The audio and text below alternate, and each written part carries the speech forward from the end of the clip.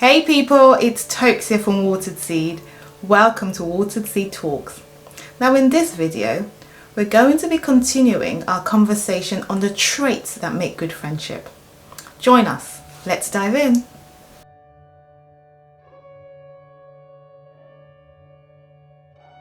So guys, if you're just joining us on friendship, now this is episode 2 or part 2 to our friendship. Now we've recorded part 1 and I would include a card above or here where you can actually click on that, and that tells you about what we've discussed in part 1 on friendship. Now in friendship part 1 we were talking about the 10 traits of good friendship. Now at the end of that video we got to number 7. So in this video I will be starting from number 8. And I'll be adding to the 5 seasons of friendship as well as part of our conversation today. So let's dig in. Time. That will be number 8. So what do we mean by time? Now, I believe that good friendship needs time. It needs time to grow. It needs time to get to know each other and time to spend with each other. And as important and exciting as it is to make new friends, what part of the conversation that we have with the girls at the seminar is to understand this different aspect of time, because there is a time where we're really excited to meet our friend and a time to get to know them and a time to then spend with them, which is part of the development in the friendship. So whilst our girls are really excited to make friends and to do everything and tell them everything, we also need to explain to them as to the fact that it needs time to grow properly. It needs time for them to actually know their friends. And that is the knowledge in friendship, because we want to keep the things that are dear to our hearts safe. We want to make sure that the people that we share them with are, they're important and who they say they are, in other words. So we need to encourage the girls to understand that good things take time. And this is, again, I will repeat, is the time to get to know each other, is the time that they need to spend with each other, and also is just a time for the relationship and the friendship to grow itself. That is our number 8. So number 9 is the trophy effect.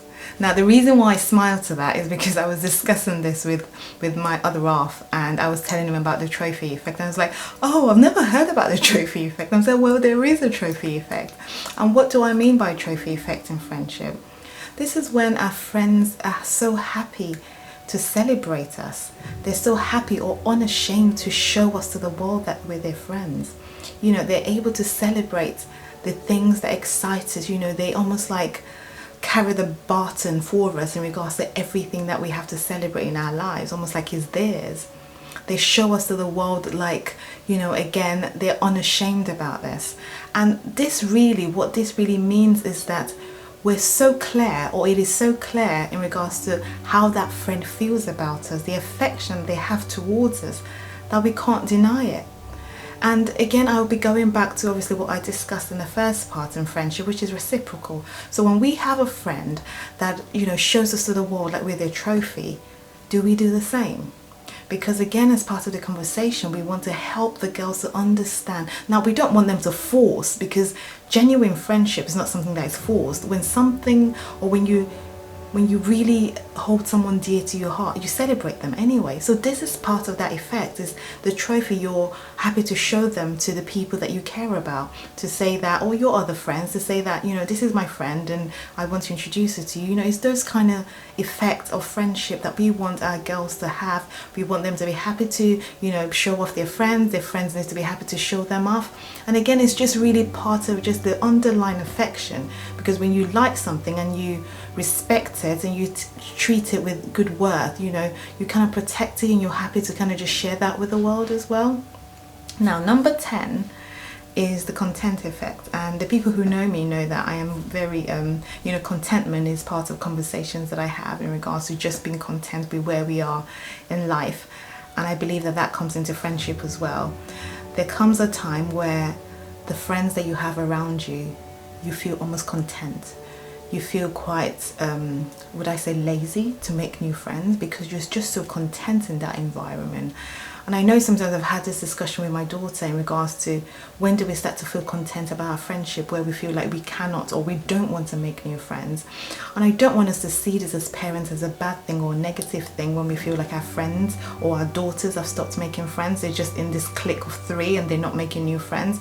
Now, if they're happy in that friendship, I think we should celebrate it. We should tell them that it's okay. Now, if they want to move to another friendship, again, that's fine. But we should celebrate this stage, because this stage is, it's a journey, and it's an important journey in friendship. Because imagine all the different traits that they've had to go through, and then to finally be able to choose a set of people to say, these are the people that I call my friends. It's very important, because it means that the trust and everything that they need to build is, as they've got to this stage of being happy in this stage. And again, like I always say in regards to everything else, to self, and in this case as well with friendship, that nothing is perfect. So when we feel secure in a relationship or feel secure in a friendship, it's not because it's perfect. It's just the fact that we're quite happy with the people and quite content with what we have. And it doesn't mean that we don't want to be friends with other people or have acquaintances. It just means that at this stage in our lives, we're fine, we're good. And if the girls want to feel this way and they want to just retain this friendship, because sometimes we worry that if something happens they won't have any more friends, I think we need to let them celebrate this stage and just be happy here. And part of the conversation I'm going to have today, again, obviously links from traits into the different seasons of friendship, because I feel like they're quite joint, and you can't talk about one without talking about the other.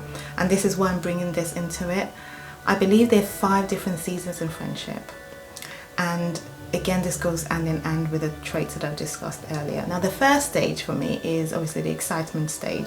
Now, this is the stage where we meet people, we're quite new. The newness feels really exciting, and we're so excited about it. We're calling each other 3 times a day. They call us, we're returning their call straight away, because it's quite new. It's that new feeling, and everybody feels this way. And I know that every time my daughter goes somewhere and she meets new friends and she comes home really excited, I try not to knock that effect down, to say, well, that will calm down soon. I just let her enjoy it, because that's okay as well. That is a stage, and that stage of that friendship. Now, the second stage is obviously getting to know you more stage, and this is still a bit exciting, but it's just not as much as the first time. Now things are a bit toned down. Now we're not calling ourselves so frequently, and we're actually starting to know that person a little bit better. In fact, in this stage is also when we start to understand the purpose of the friendship, because I also believe that intuitively we know within ourselves the purpose of a friendship and what the binding effect of that friendship is. So at this stage we know our friends more. We're not calling them as much, but we start to understand the purpose. If this friendship is going to be a slow one, or is it going to be a fast-paced one, is it going to be a long one? We know all of this stuff, and we know the things that bind us together, which are the things that we do together, the things that we love to do mutually together. It could be our faith, it could be if we're good at sports, it could be academic, it could be anything out there, it could be other things, right, that binds us together. And this is the stage that we know that, and we know that purpose, and we know more about our friends. And again, this is quite calm, but again, it leads us to the next stage. Now, the third stage is the path, and I think this is when friendship starts to get really, really deep, if they're here to stay or if they're not here to stay. And this is the path. I call it the path and the other friends, because on this stage for me, I feel like is when you know what path that friendship is going to take. Is it going to go back into an acquaintance, or is this going to go into like true friendship for a very long time? The reason why I put this as path and friendship and other friends is this is the part where also you start to meet your friend's friend. And although I've had this conversation before where sometimes people say, well, your friend's friends doesn't matter, I believe that they do. Because imagine if your friend had a friend who had a negative attitude or negative behavior. Now, the more your friend spends with that friend, at some point, some of that negativity will leak through to your friend. Now, your friend starts to exhibit those behavior, and some of it will eventually leak to you as well. So what I'm trying to say is that there is an effect of negativity when one friend keeps a certain type of friend. So what we need to do at this stage, and this is the stage where we realize all of this stuff, we've been friends enough to understand what path this friendship is going to take. If it's going to be a long one, a short one, a slow one. And if we even get to know our friend's friend, and then we all become a group, this is the stage that determines that. And I think for the girls, this is a stage of thought processing where they have to think about it and think about what season they are in the friendship and what they need to determine where they want to go. Again, we're just here to encourage them. We're here to say this season is okay. It's okay to be here. It's okay to feel like you don't get on with your friend's friend. It's okay to feel like they're different from you. And you need to make that decision. Do they influence my friend? How much time does my friend spend with them, and how does that impact on me? Does it impact me at all? And so we ask all of these different stages, all of these different questions, and we help them, we support them as well as part of the conversation. So, they're aware of exactly what's happening and what's going on. Now, number 4 to this is the disagreement and the pain stage. Now, in the first video, when I was talking about the traits of good friendship, I was talking about how we have to like our friend and are forgiving, and we also have to be forgiven. So this is what in this season, now if we've already developed the likeness bit, the love, the forgiveness, this is the bit that then proves how deep that is. Because when we're in pain or when we have disagreement with people that we call our friends, sometimes we could feel like we could ask ourselves the question, has this friendship come to an end? But it is those traits in friendship, it is how much we like them and how forgiving we are, how much journey, how much memories we've made together, that then helps us to overcome the stage. So when the girls are at a point where they feel like they're in disagreement with their friends, as parents, we really want to encourage them to think about those traits about their friends and think, is it worth it? Do I stop here or do we push it forward? And again, to explain to them the fact that life is not perfect and nothing is perfect. And we really have to take the things that we have and just kind of look at it and say that is it really worth it? Now, in this stage is a crucial one because this stage makes or breaks a friendship. And we don't want to be saying to them, break this friendship because of the fact that we feel that we are unforgiving. Again, we need to be able to support our daughters. We need to be able to have honest conversations with them, to be able to understand what has happened, what has triggered it, and then what step that they need to take. But really, it is those essential traits in their friendship that helps them determine if this season of friendship will either be a stop or it would be a continuing factor for the friendship.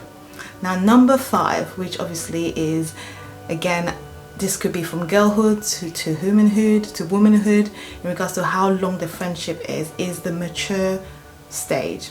There is also an appreciation stage, and this for us is the fact that we've gone through all the different seasons of friendship and we've now come to a stage where we're quite happy with who our friends are. Now, we're not calling each other every day, we're not calling each other every week, but it doesn't matter when we speak to each other. There's just a bond. We understand what makes us tick, we understand what makes us upset, we understand who we are individually, and therefore there's a respect and there is a understanding of the fact that this person is there to support me, this person is there to guide me and tell me things that perhaps nobody else will tell me the truth, right? This is our stage of maturity in friendship, where you're just quite comfortable with the people that you call your friend and quite happy at the same time, and also knowing that you've matured through different stages of your relationship and of your friendship and the things that you talk about. Now, in regards to our topic, I've not come to the end of our conversation, but I really want to share with the girls out there and young adults out there that, again, I really emphasize on perfection, because there's no one perfect. And I mean, a journey to my life in regards to friends is I've made mistakes as well. I haven't always been the best friend to a friend. I haven't always been reciprocal to friends that need me. But what happens is, again, I was reading a comment that someone left today, which is, we are the change we want to see. And I absolutely agree with that, because the change we want to see in the world starts with us. So for me to want a better friend, I needed to be a better friend to the people around me. And that is really the steps that we need to take. But part of this conversation is laying a foundation for young girls out there to understand the things that they need to accept, and they understand the things that they don't have to accept.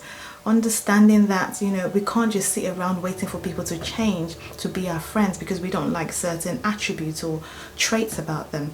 We need to go out there and find the people who fit the things that we want in a friend, and that they fit the same thing, because we can't always think of taking, we have to give back as well.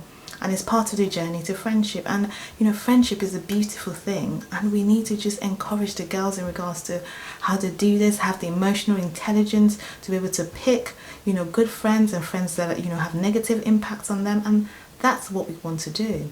That's what we want to do with this video. So we really hope that you've enjoyed this video. We'll be posting more videos obviously in the future. There are other videos in regards to our journey to self, which again I will put at the end of this video. Feel free to watch them, and we will see you soon. Have a lovely day. Bye.